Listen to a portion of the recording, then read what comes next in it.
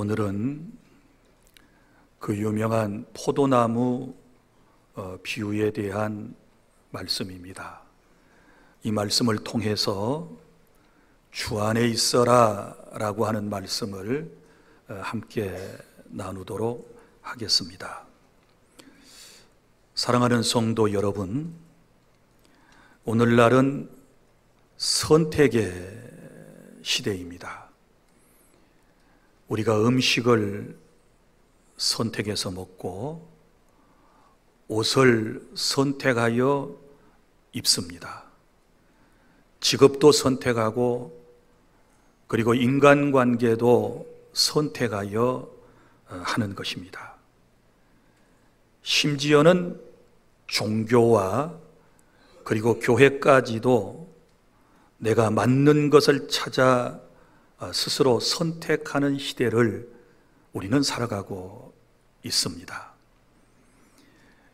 이런 시대의 흐름 속에서 신앙의 기준마저도 사람들은 하나님의 말씀보다도 자기 기분에 따라서 움직이게 되고, 또 하나님의 뜻은 자신의 상황에 따라 결정되어 버리는 그런 경우를 볼 수 있습니다.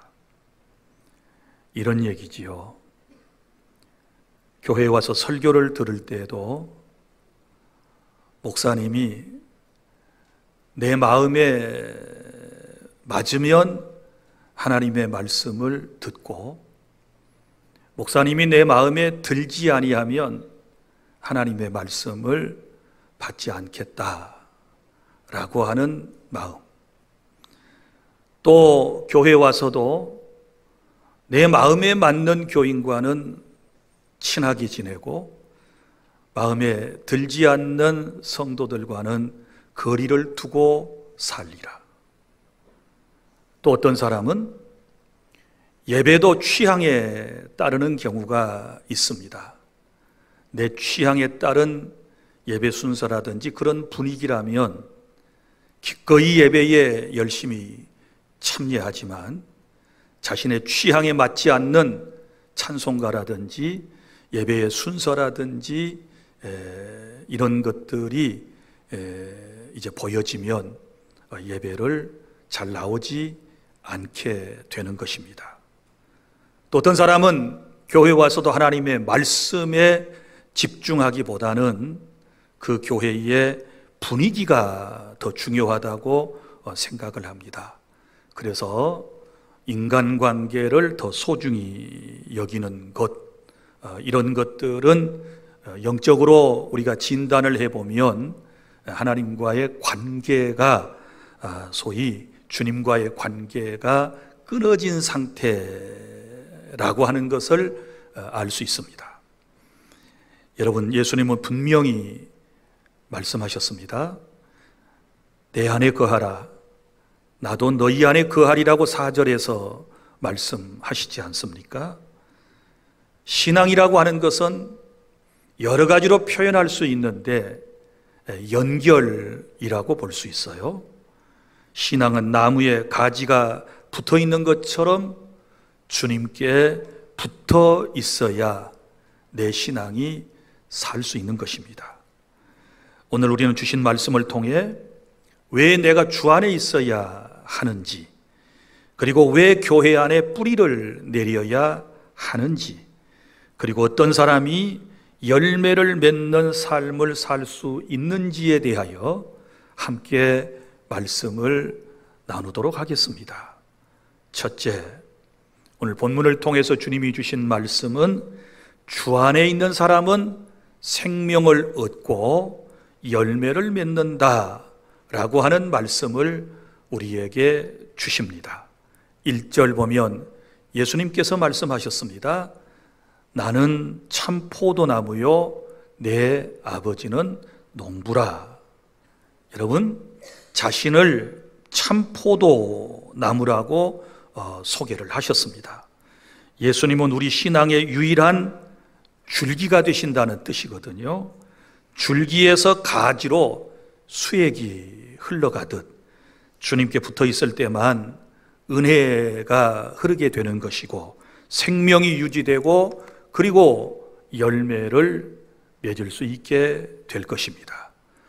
주님께 붙어 있으면 열매가 있고 주님께 떨어져 있으면 가지처럼 밖에 버리워 불사르게 될 거다라고 하는 이 주님의 말씀은 우리 모두가 귀담아 들어야 되는데, 여기 열매를 맺지 못하는 가지는 불에 던진다 그랬는데 여기서 말하는 열매는 무엇을 의미할까요?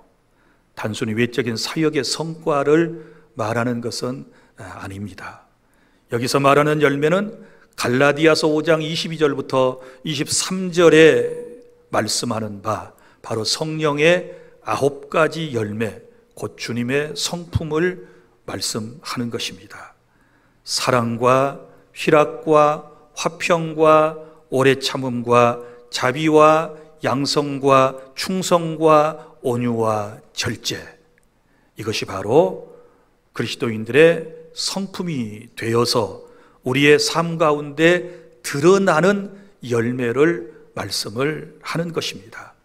사랑하는 주 안의 성도 여러분, 우리가 주님 안에 거하면 어떤 일이 있게 될까요? 먼저는 우리의 마음에 평안함이 있게 될 줄로 믿습니다. 주님 안에 있으면 감사한 마음이 넘치게 될 거예요.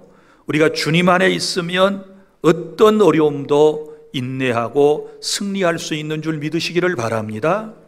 우리가 주님 안에 있으면 사람을 편견적으로 대한다든지 사람을 차별하여 구별하여 대하는 것이 아니라 주님의 사람으로 사랑으로 어떤 사람이든지 사랑하게 되는 그런 은혜가 있게 될 줄로 믿으시기를 바랍니다. 어떻게 이런 일이 가능할까요? 그것은 바로 그리스도께서 내 안에 계시기 때문에 이런 일이 있는 것입니다.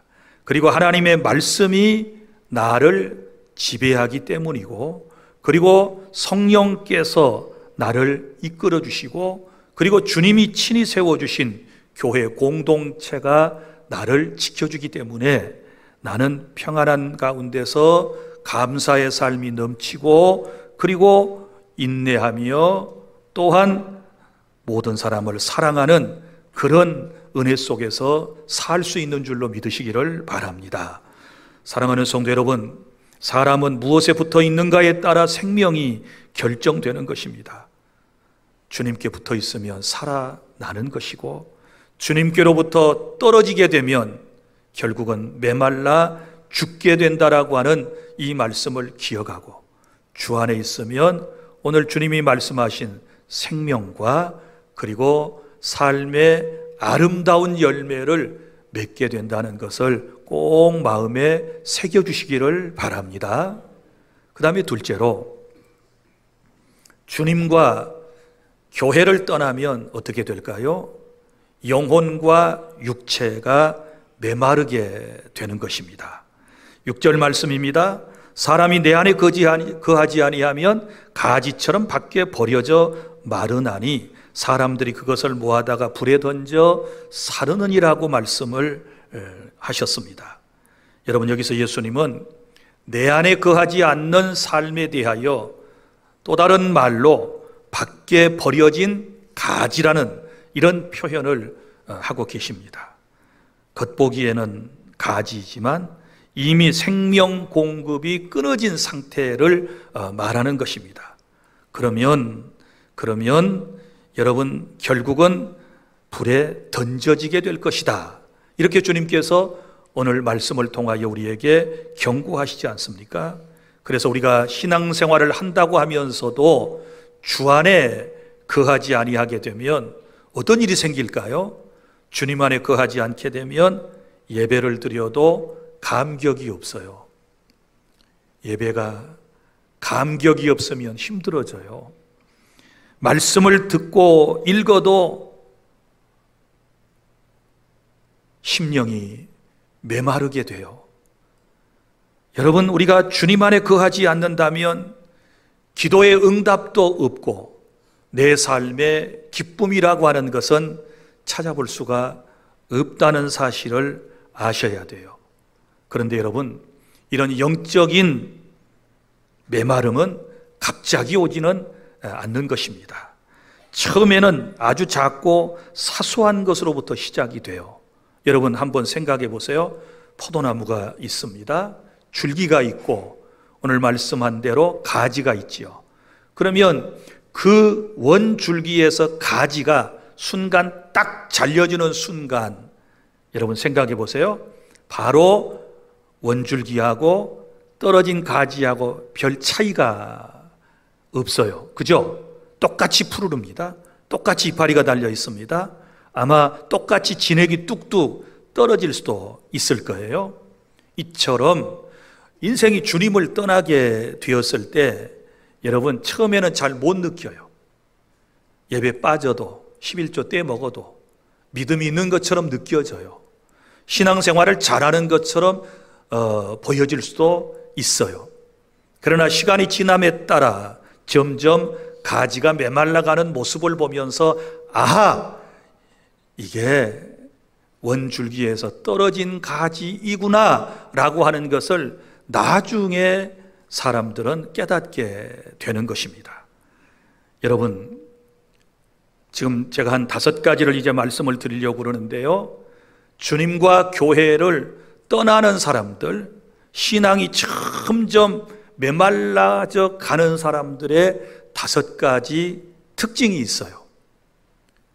저는 1977년부터 작은 개척교회 교육전도사를 시작해서 지금까지 목회를 하고 있으니까 꽤 오랫동안 성도들을 지켜보고 있고 성도들에게 설교를 하고 목사로서 여러분들과 함께 하고 있습니다. 수많은 성도들 모습을 저는 관찰하게 돼요. 예배를 드리면서도 여러분들의 영적 상태를 어느 정도는 짐작을 할 수 있어요. 여러분이 살아가는 모습들을 보면서 영적인 그 수준을 어느 정도는 파악을 하게 돼요. 제가 정리한 5가지는 이런 거예요. 영적으로 메말라가는, 신앙이 점점 죽어져 가고 있는, 그리고 언젠가는 곧 교회를 자칫하면 떠나게 될, 주님을 떠나게 될 사람들의 한결같은 모습이 있는데요, 그 첫 번째가 뭐냐 그러면 말씀 앞에 불편함을 느껴요. 무슨 얘기인가 하면 이게 첫 번째 딱 걸리는 건데요, 내 마음을 쿡쿡 찔러주는 말씀이 부담스러워요. 꼭 나 한 사람 들으라고 목사가 설교를 하는 것처럼 느껴져요. 누군가가 다 꼬여 받쳐가지고 목사가 설교 시간에 나에게 꼭 나들하고 나 혼자만 들으라고 하는 것처럼 그렇게 느껴질 때, 이때 영적인 위기라는 사실을 아셔야 돼요. 여러분, 내 생각을 찌르는 설교가 부담스럽고, 그리고 성경을 읽을 때 항상 여러분 피하게 되는 구절들이 있을 거예요.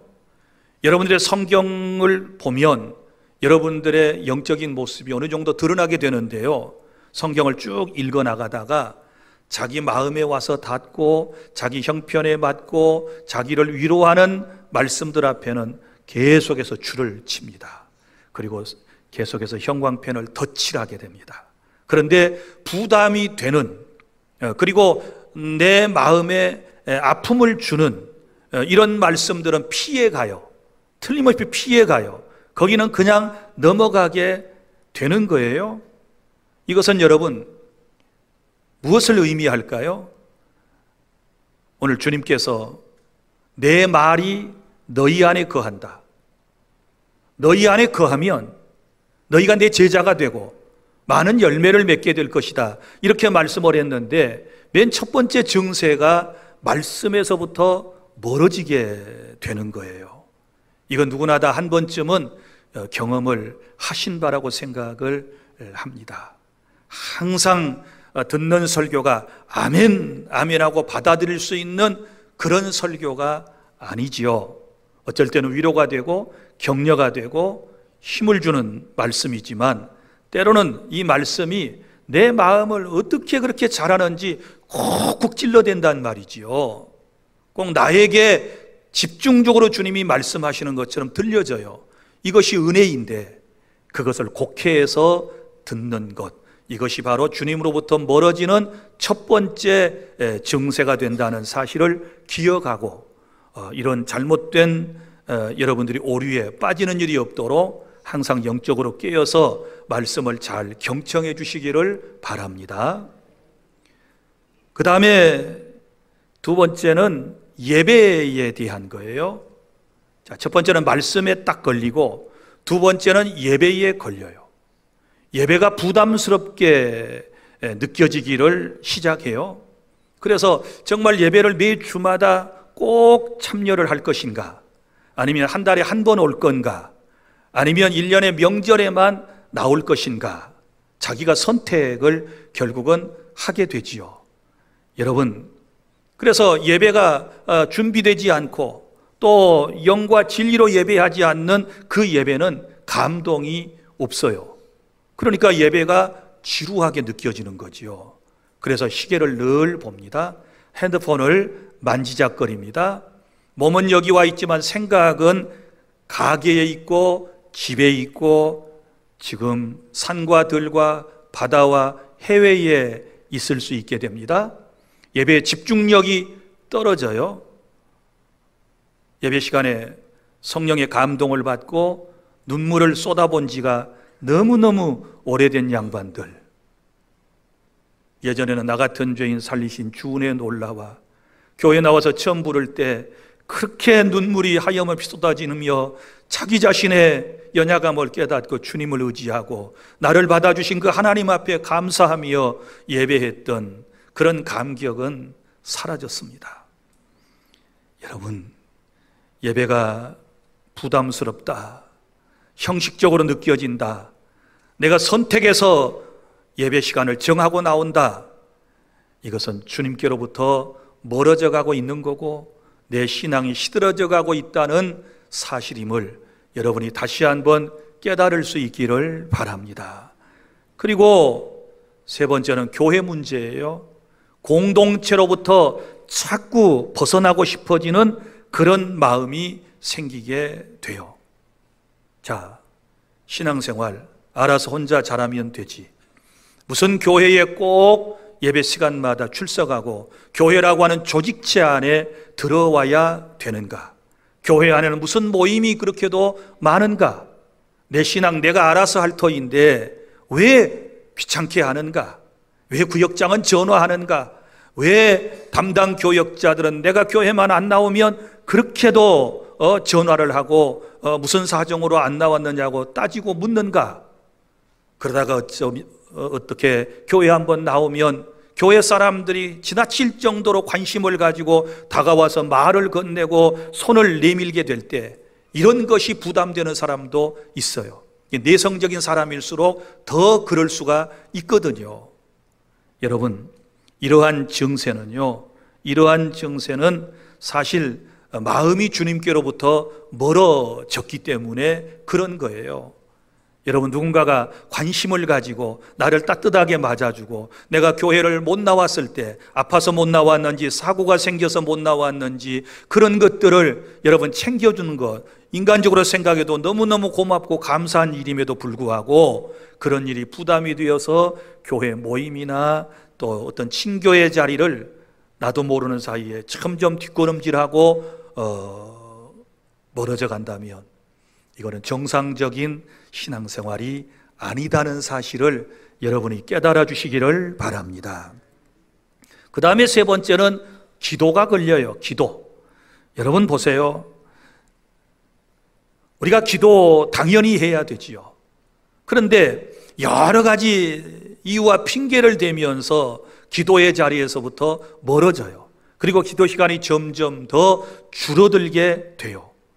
옛날에는요, 항상 무슨 일을 시작할 때 기도, 또 진행하면서 기도, 마무리하면서 기도, 어디 나가다가도 교회 앞에 지나 못 가고 그냥 들어와서 기도하고 가고, 항상 이렇게 일상이 시작되었는데 언제부터인지 새벽 기도는 벌써 중단한 지가 몇 년 되고 1년에 연중 행사로 몇 번 나오시고, 이렇게 되다 보면 어떻게 될까요? 여러분, 기도를 영적 호흡이라고 그러지 않습니까? 호흡이 점점 줄어들면 어떻게 될까요? 인생은 임종이 가까운 거예요. 사랑하는 성도 여러분, 이제 다시 한번 우리가 기도를 회복해야 우리의 영혼이 살아날 수 있고 내 신앙이 새 힘을 얻게 된다는 것을 여러분 믿으시기를 바랍니다.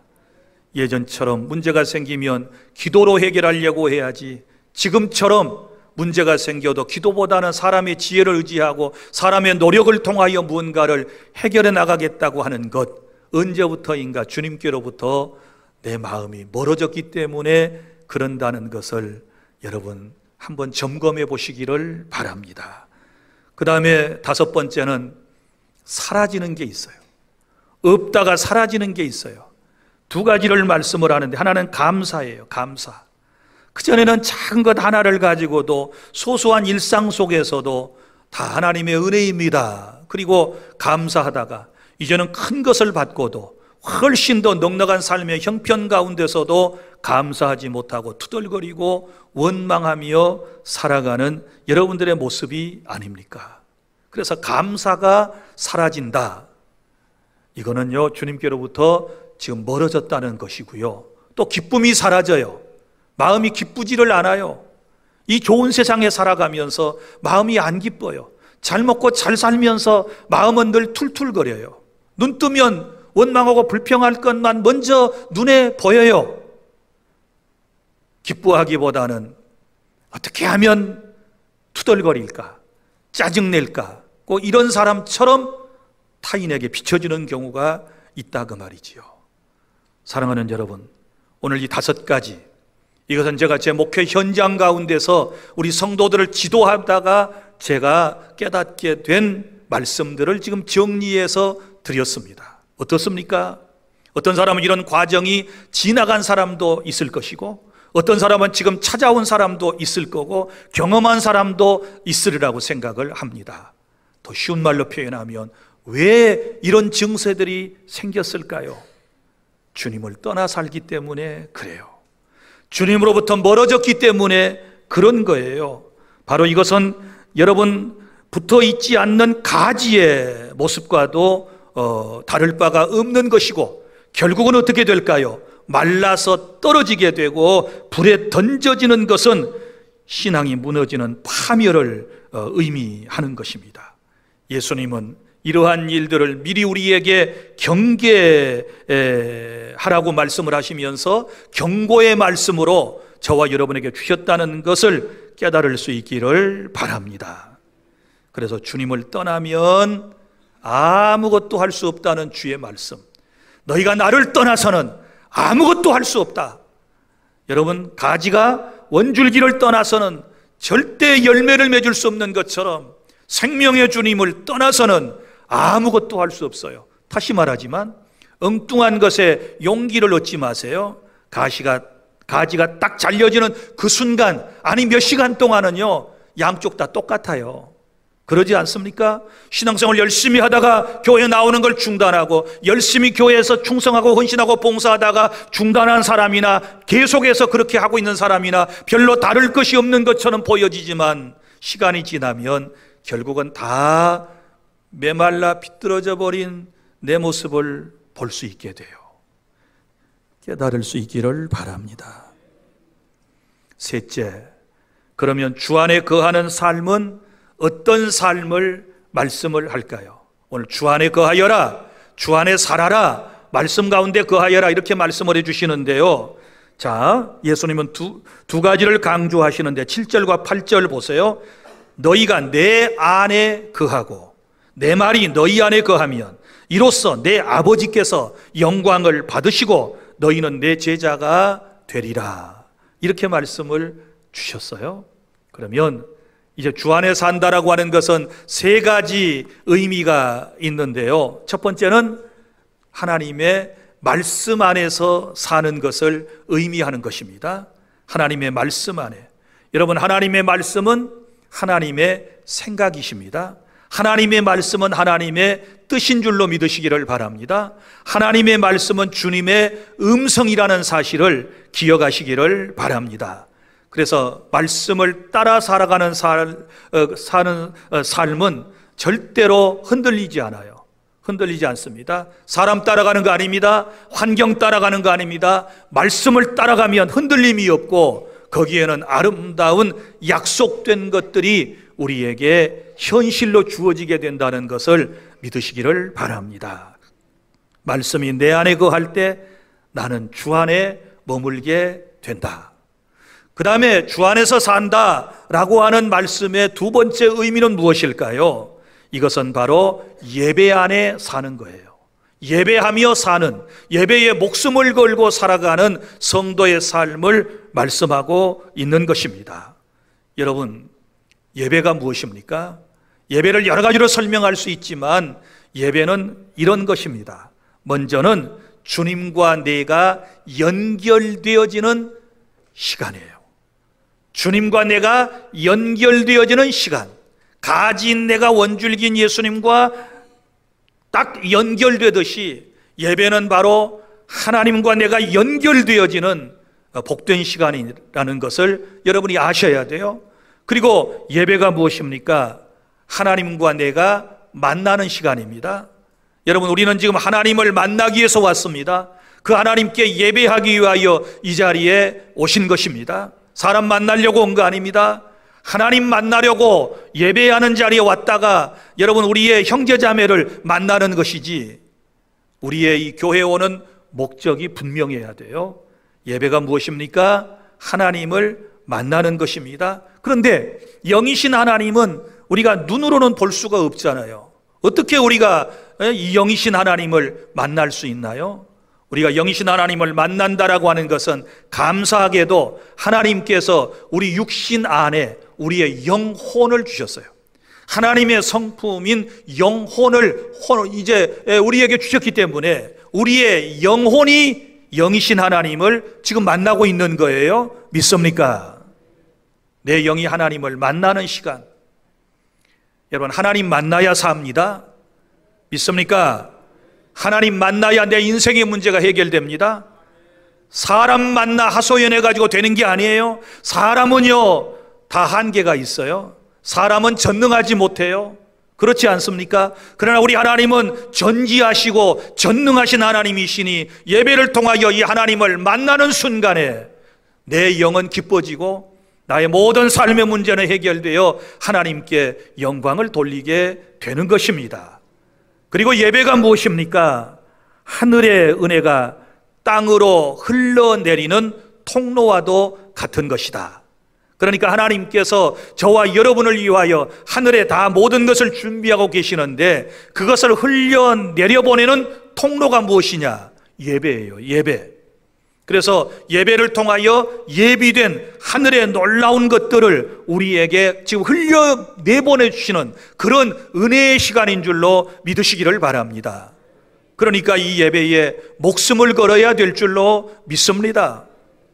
이런 은혜를 받기 위해서 우리는 원근각처에서 나의 사람의 모든 사정은 뒤로 하고 예배에 우선순위를 두고 이 자리에 나올 때 내 영혼이, 내 육체가 건강한 삶이 되어지게 될 것입니다. 그래서 여러분, 주일 예배는 신앙의 중심입니다. 한번 따라할까요? 주일 예배는 신앙의 중심이다. 새벽 기도는 영혼을 깨우는 훈련이다. 수요 예배와 기도회는 신앙을 지키는 방파제이다. 자, 수요 예배와 기도회는 내 신앙을 지키는 방파제예요. 다시 말씀을 정리해 볼까요? 주일 예배는 신앙의 중심, 새벽 기도는 영혼을 깨우는 훈련, 그리고 다른 기도회와 예배는 내 신앙을 지키는 방파제예요. 방파제. 그래서 예배를 삶의 중심에 두는 사람은 그 신앙이 절대로 흔들리지 않는 줄 믿습니다. 벌써 신앙이 흔들리는 사람은 예배를 자꾸 뒷전으로 하고요, 예배의 자리에서 안 보여요. 이런 안타까운 사람이 우리 교회 안에는 없기를 바랍니다. 그리고 이제 우리가 주 안에 산다라고 하는 세 번째 의미는 뭐냐 그러면 교회에 깊이 뿌리를 내리고 사는 삶을 말하는 것입니다. 여러분, 다니는 교회가 아니라 속해 있는 교회가 되실 수 있기를 바랍니다. 오늘 요한복음 15장에 나오는 포도나무의 비유는 소속감도 강조하고 있어요. 너희가 내 안에, 내가 너희 안에. 그러니까 너희가 내 안에 속한다, 이 소속감을 의미하고 있거든요. 여러분, 교회가 무엇입니까? 교회는 예수님의 몸이라고 그러지 않습니까? 그러니까 내가 교회에 속해 있다는 것은 결국 누구에게 속해 있는 것입니까? 예수님에게 속해 있는 거예요. 그래서 교회를 떠나서는 우리의 신앙이 제대로 될 수가 없다는 사실을 기억하셔야 돼요. 여러분, 구원은 개인적으로 받는다 그랬습니다. 그렇지 않습니까? 개인적인 구원이에요. 아내가 믿으니까 남편이 안 믿고도 졸졸 따라갈 줄 생각하면 안 돼요. 어떤 남편은 아내를 교회에 잘 보내줘요. 그래서 자기는 안 와. 물어봤어요. 나는 교회 안 나가도 자네 교회 가면 나 자네 붙잡고 따라갈라네. 그러니까 나도 천국 가리라고 믿어. 그러니까 듣던 아내가 괘씸했던지 나 몸빼 입고 갈 건데? 고무줄 몸빼 붙잡아봐야 못 가요. 사랑하는 여러분, 개별적으로 구원받고 혼자 신앙생활 못하니까 주님께서 목포주안교회에 저와 여러분을 불러주신 줄로 믿으시기를 바랍니다. 그래서 힘들 때 서로 위로하고 기도해주고 격려하는 공동체, 이런 공동체로 하나님께서 우리 교회를 주신 줄로 믿으시기를 바랍니다. 그러니까 소속감을 가져야 돼요. 소속감을 가지셔야 돼요. 주님 안에 속하셔야 돼요. 교회 안에 속해야 돼요. 그래야 우리의 신앙이 흔들림이 없는 줄로 믿으시기를 바랍니다. 말씀을 맺습니다. 사랑하는 성도 여러분, 신앙은 선택이 아니라 생명인 것입니다. 그리고 생명은 연결에서부터 나온다는 사실을 아셔야 하는 것입니다. 주 안에 있으라 라고 하는 이 말씀은 오늘 우리에게 주시는 생명의 초청인 것입니다. 그래서 우리가 주 안에 살 때에 오늘 주님이 약속하신 놀라운 복을 받을 수가 있는데요. 자, 어떤 복을 받나요? 7절에 보면 너희가 내 안에 거하고 내 말이 너희 안에 거하면 무엇이든지 원하는 대로 구하라. 그리하면 이루리라. 아멘. 주님 안에 살면 기도하는 것, 구하는 것 이루어진다는 뜻이에요. 할렐루야. 이런 은혜가 있기를 바랍니다. 그 다음에 또 보세요. 8절에 너희가 열매를 많이 맺으면 내 아버지께서 영광을 받으실 것이요.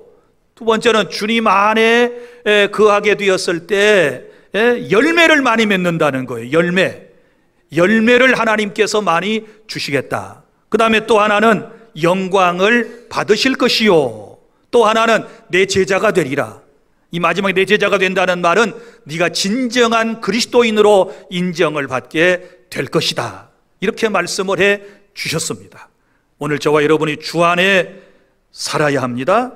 주님 안에 있을 때 열매를 맺고 주님 안에 있을 때 진정한 제자가 되고 주님 안에 있을 때에 많은 열매를 맺고 행복한 삶이 된다는 것을 기억하고 폭염이 연일 계속되는 이 무더운 여름에 신앙을 잘 지켜야 될 줄 믿습니다. 그래서 8월 달에도 계속 여러분들에게 경각심을 주는 설교를 제가 미리 지금 준비를 해 놓았어요. 지금 여러분 산으로, 들로, 바다로, 해외로 사람들이 지금 많이 휴가철이 되어서 나가 있습니다. 또 날씨가 장마 뒤에 후텁지근하고 굉장히 불쾌지수도 높고요. 오늘 또 차량 외기 온도를 오면서 보니까 38도가 나가요. 얼마나 지금 더워요. 이러다 보면은 여러분 환경이 이러면 우리의 영적인 것도 우리의 육신의 삶도 이제 반드시 상관관계가 있게 돼요. 이러다가 자칫 잘못하면 우리의 영적인 것까지 지칠 수가 있거든요. 이 여름에 더 하나님의 은혜 속에서 주 안에 살아가는 저와 여러분이 되기를 바랍니다. 주님 안에 살아갈 때 주님께 세상을 감당하고 이겨나갈 수 있는 힘과 능력을 주실 줄로 믿습니다. 기도하겠습니다.